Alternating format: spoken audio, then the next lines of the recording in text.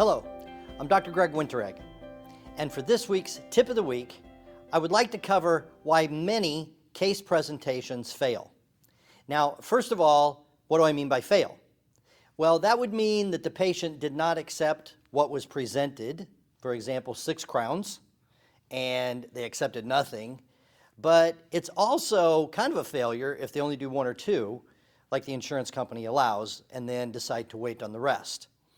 So we're not going to split hairs on this. Let's just talk about whether the patient does what the doctor wants or the patient doesn't. Now, I have many other videos which are very popular in this series about handling the main objections of, I don't have any money, I'm only doing what the insurance allows, file a predetermination, and you should definitely watch those videos.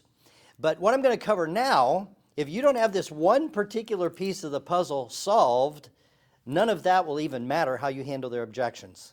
The main reason most case presentations fail is there's just not enough time to sell the patient.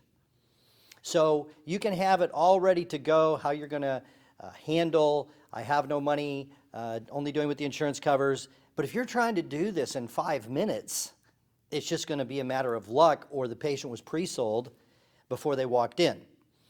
So the key point here is do not start a case presentation you don't believe you have time to finish. And by finish means closed, sold, paid, however it is you handle the administration in your office. So you can't feel rushed. You can't sit down and say, oh my goodness, I've only got 10 minutes to do this. It's just not going to work. Now, there are situations where it actually would work if the patient is ready to go, they're reaching for it, they're already asking questions. Okay, well then by all means, I'm not trying to stop you from proceeding with that. But I'm talking about a major case, $3,000, $5,000, $8,000 on somebody who hasn't been to the dentist in a few years. Nobody's closing that in 10 minutes. So the key point of this tip is be sure you have enough time to sell this patient, to handle all their objections and answer all their questions before you even start. And that's my tip of the week.